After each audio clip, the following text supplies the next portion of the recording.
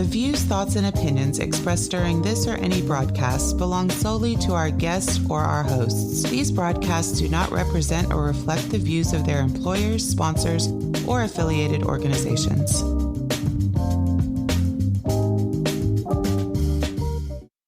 Welcome to the Flipboard EDU podcast with your host, William Jeffrey, where we collaborate, communicate, and educate with the greatest educators in the world on Flipboard. Let's start the show.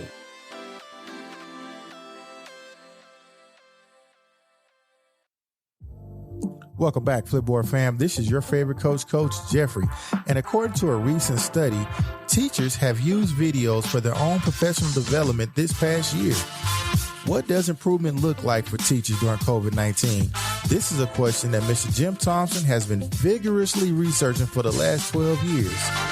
Jim has had more than 30 years experience as an educator, working in various administrative and teaching roles as he is taught at the high school level, middle school level, and elementary, as well as undergraduate and graduate level students. In this episode, we discuss how video is a way for teachers to expand their knowledge and create connections. We also discuss why it's important for educators who are interested in using videos as a part of their teaching practice to understand the benefits and challenges associated with this form of professional development. Lastly, we discuss the importance of extending grace in this second round of COVID-19. So like we always do about this time, let's collaborate, communicate, and educate with the best educators in the world right here on Flipboard EDU Podcast.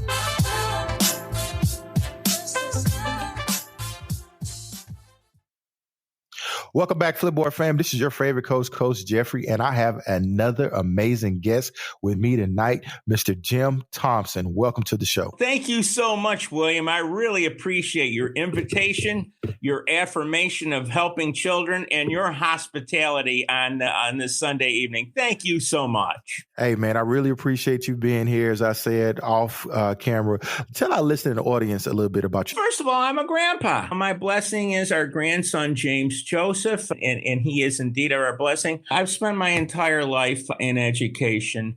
I pride myself in having a deep and background as a teacher. I was a high school and junior high school social studies teacher.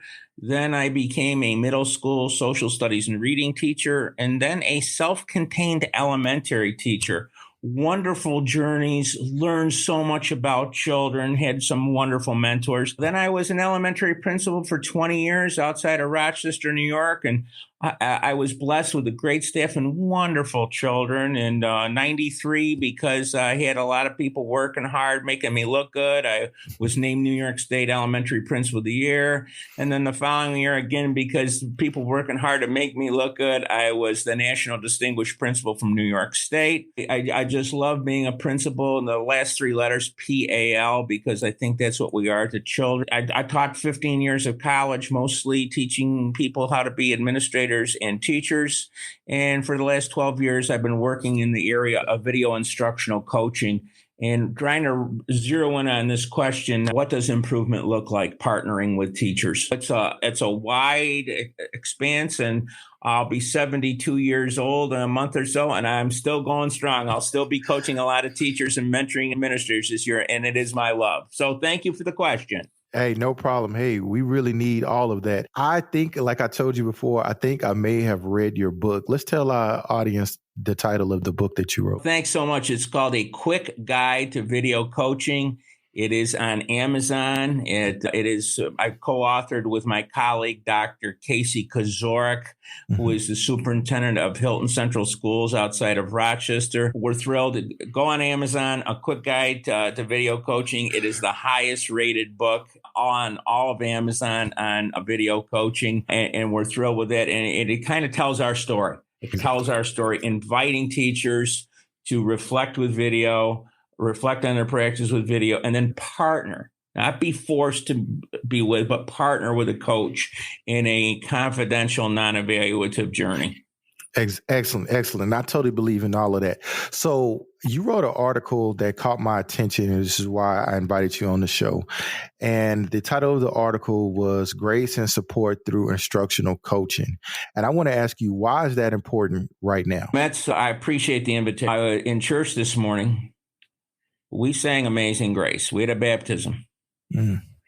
And I think because of the amazing grace of our educators in every school across the United States, that after March 16th, 2020, not only did we survive, but after a feeling of despair and disjointedness, we started renewing our stuff. We started thriving. It was no easy journey. Fisher and Fry have, and Hattie and Smith have a book called Rebound by Corwin. I strongly recommend it. And they start out saying this: traumatic events can take a heavy toll on our psychological lives. We recognize and respond to the one-time events that devastate our lives: a fire, an injury, the death of a loved one, a violent attack. But less recognizable, even to oneself, is the cost of relentless stress. The pandemic has created chronic long-term stress in our personal and professional lives. And it's still going on. The Delta variant has come back, and there are no vaccines yet for elementary age students.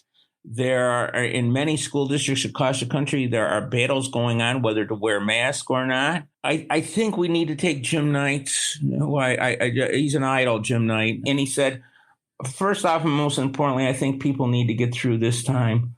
We need to extend grace to each other, and that includes ourselves.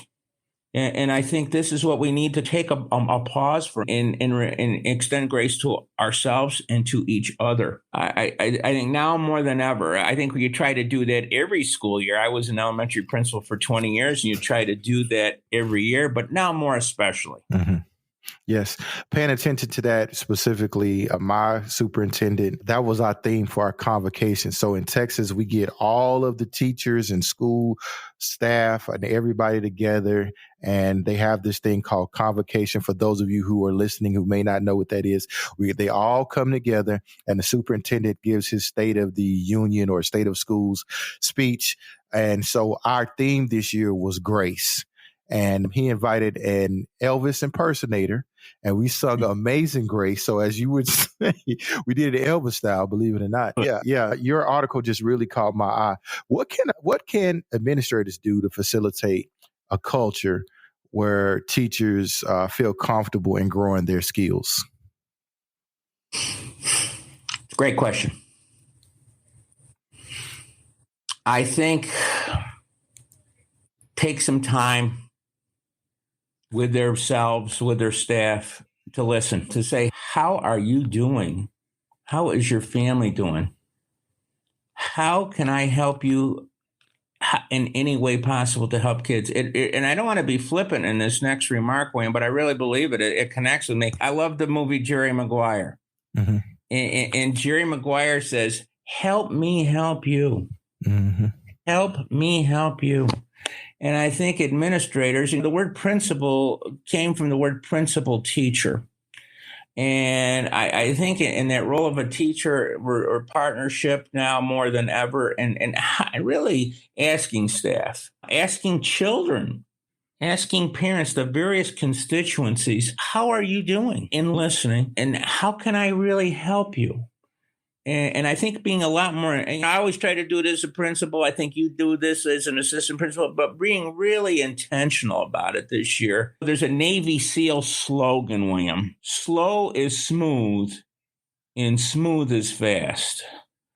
I think we need to start off with that slow and smooth, extending grace to asking each other how we're doing, how can we each other, start moving on with the curriculum and the other stuff. Yeah, we got to get there, but this year especially, we need to do that. Yeah. My 2 cents. And some places, it is more important for students to get back to normal than it is for people to extend grace.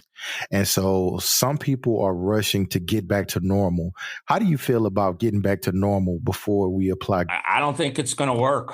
I think it's going to work. There's Reinhold Niebuhr and Bonhoeffer talked about cheap grace. And I don't want to get theological this, but we can't have cheap grace. I think we've got to we got to listen to each other. This is not going to be easy. It's not going to be linear. Different school by school, region by region. But I before we're anything, we're human beings, and we really want to extend that humanity with each other. Because we're in the people business. Yeah. We're here for children. We're here for children, and I think how do we help children express their voice? How do we help children build their agency with traumatic events continuing to go on in their lives?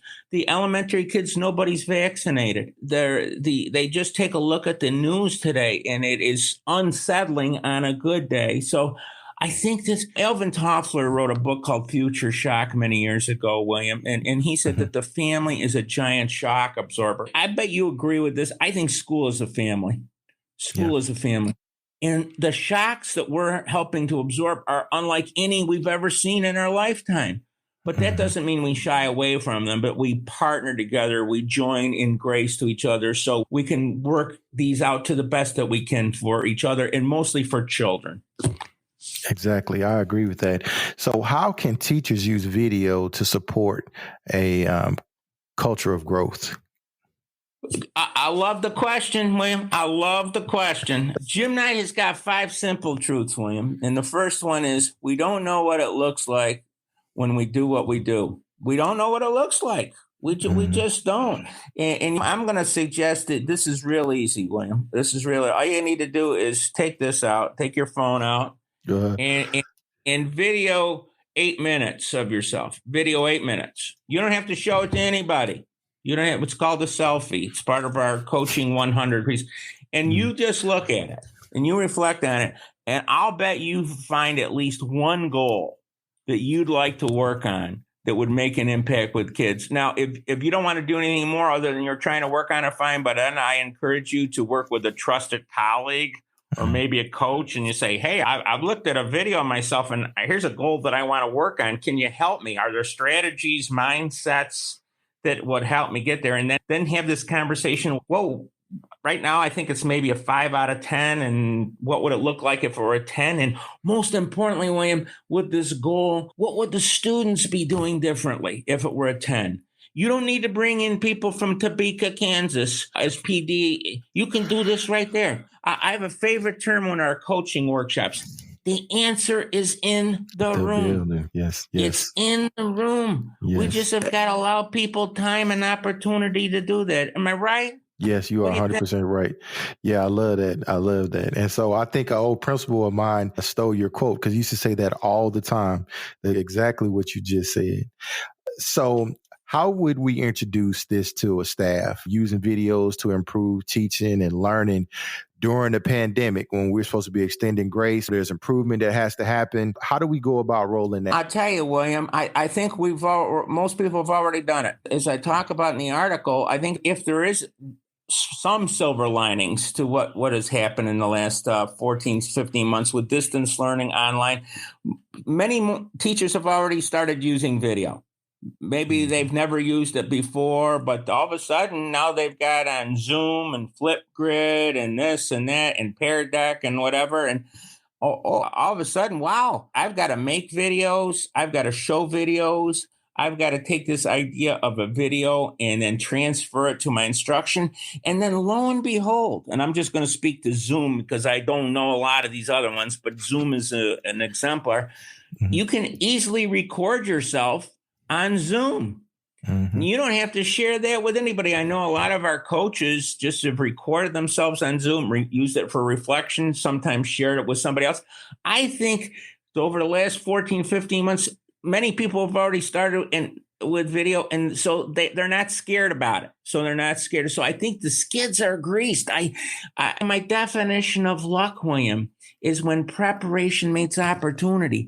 I think we're there now for furthering video reflection to impact teaching? What do you think? I totally agree with you, man. I think that's it. I know of a place of places, without giving out any names of these places, where this is starting to become new. And teachers, how would you just, that the advanced teacher who's been teaching for 30 years, and although they do a lot of stuff right, there's certain things that they can do better. And how do you get that person to incorporate video into their classroom?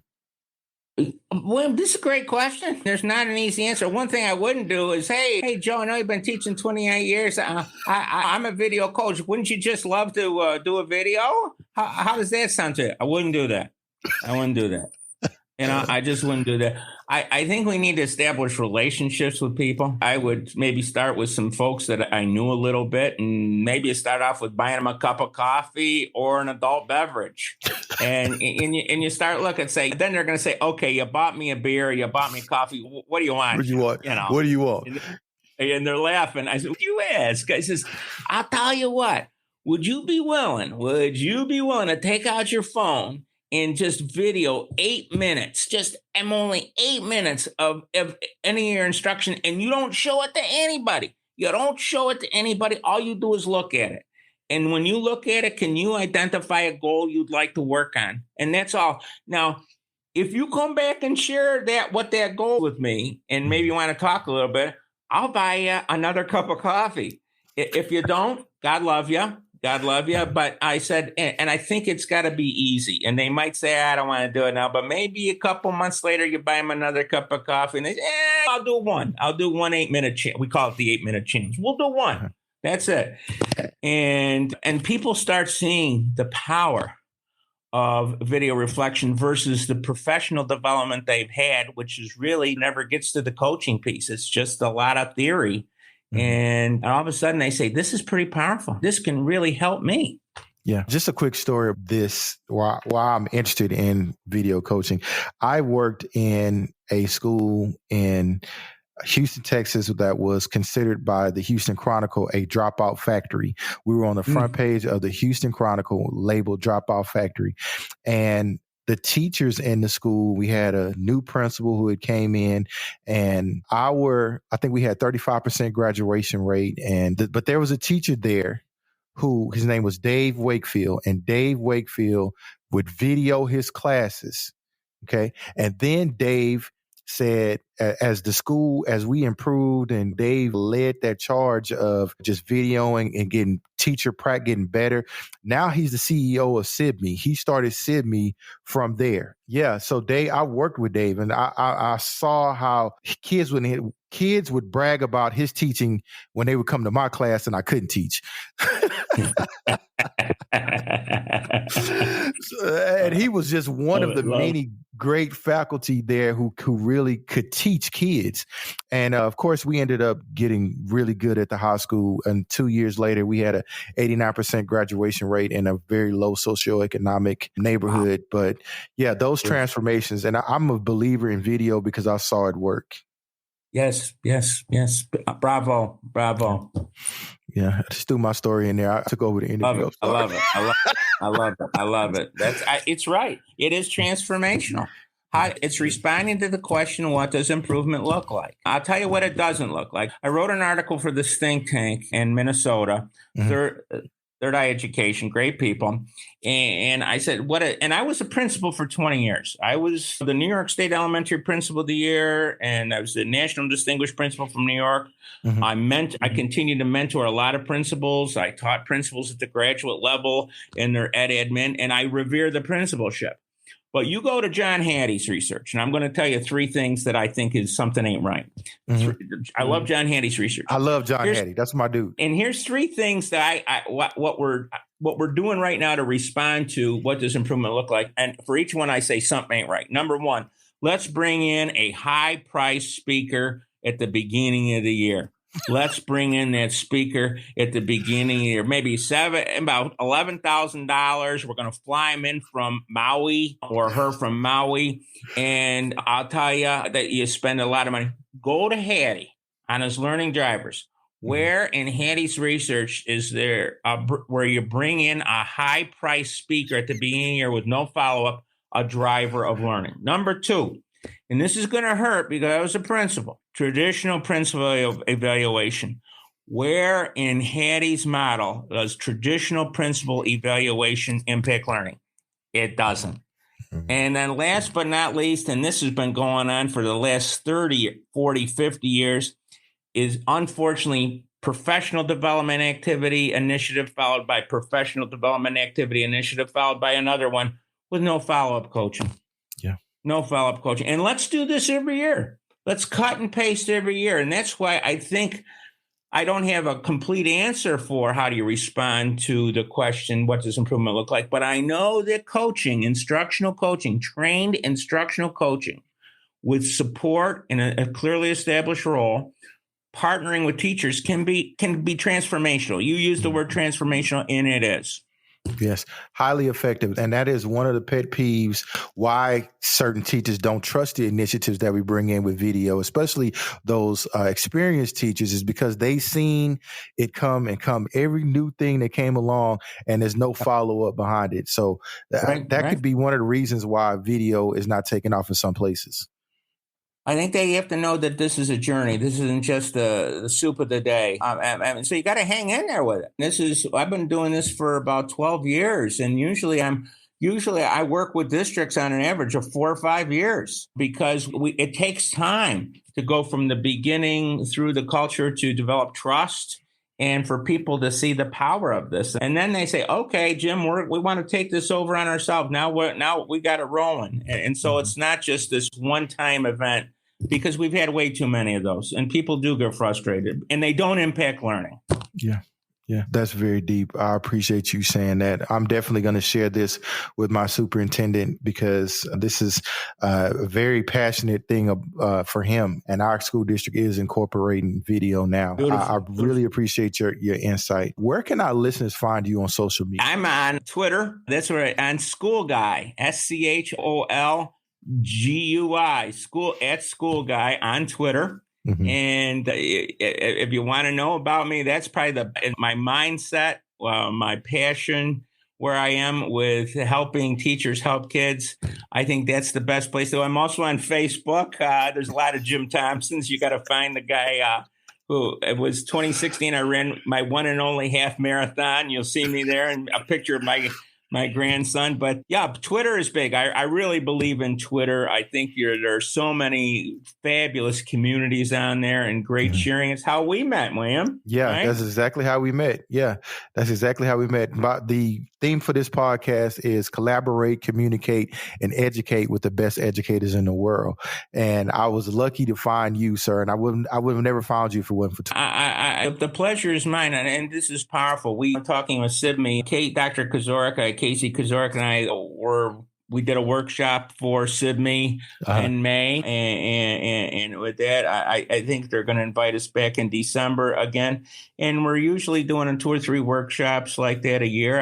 This fall, I'm going to be working with coaching at least 60 teachers at Hilton Central School in New York State, and Casey Kazorik. Those are things, if you're on Twitter, check those out. Obviously, Jim Knight is a huge inspiration and icon. Yes. And so far as books, Doug Lamoff is coming out with his Teach Like a Champion 3.0 at the end of September. I'm looking real forward to Andy Hargreaves has got a book right out now on engagement.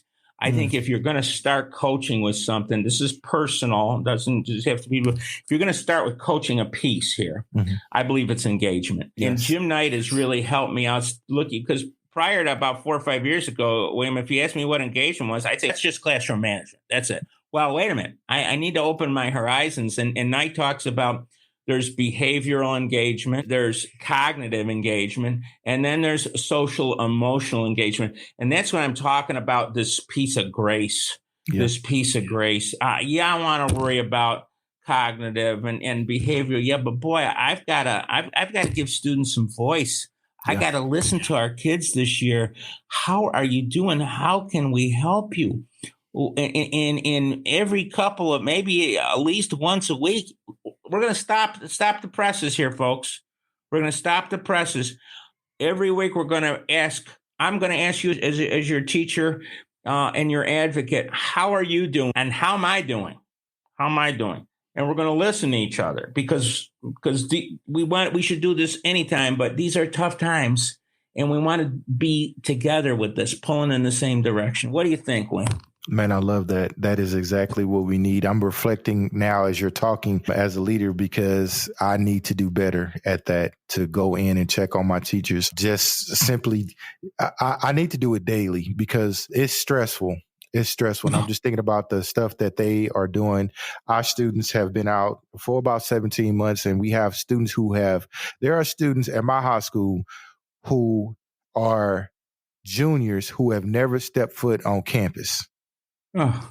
Yeah. And the fact that we have a pretty decent amount of students in poverty, and with just those other factors, and then we have teachers who have loved ones who are sick, and with the mask and no mask and those situations. Yeah. I really, as a leader, need to pay more attention to the smooth things that you said. Yeah. I'm just self-reflective. I can tell you have a good heart. I can tell you have a good heart. I really do. Really do. I'm going to step into at this point. You pick things up, and you've got a good heart. You got a good heart. I hope we could talk again sometime. Most definitely. With you or present with you sometime. You got a good heart. Thank you. Anytime you want to come back on the show, sir, or anything you want to do, you are welcome. Bring your colleagues. We can have up to 10 people on at a time. It's great. And we'll just broadcast it. So thank you for coming on. It's been my honor. It's been my honor. Thank you so much for your hospitality and your good heart. All right. You have a good day. Thank you. Take good care. Thank you so much. You too. Are you looking for a podcast about education? Flipboard EDU Podcast is a great podcast that focuses on digital, remote, and future learning. We will explore how to use Flipboard in education and how it can enhance instruction. You'll hear from teachers, students, and experts who are using this amazing tool in their classrooms. It's not just an educational resource, but also a community of people who want to share ideas with one another. Hey, join our community today. Share your stories, ask questions, or even submit content for us to feature on the show. We want everyone involved in this conversation so we all can learn together as we move into the future of education. This is your favorite coach, Coach Jeffrey, and I look forward to you becoming a part of the Flipboard family. Click here now to follow our podcast. Until next time, family.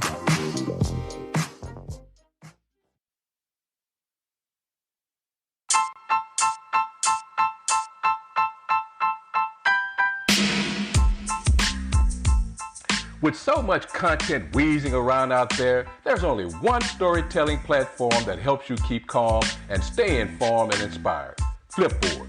Flipboard curates the world's stories so you can be smarter in your work, life, and play. Choose from thousands of topics to personalize Flipboard and get the best stories from the best publishers and experts delivered to you 24/7. Get started now at flipboard.com.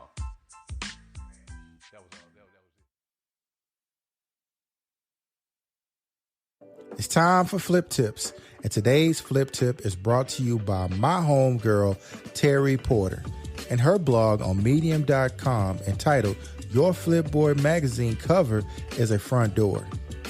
The cover of your Flipboard magazine is a way into your content, so just like someone selling a home wants a pretty front door to encourage people to come inside of their house and look around, you want a compelling Flipboard magazine cover that will have people flipping your content.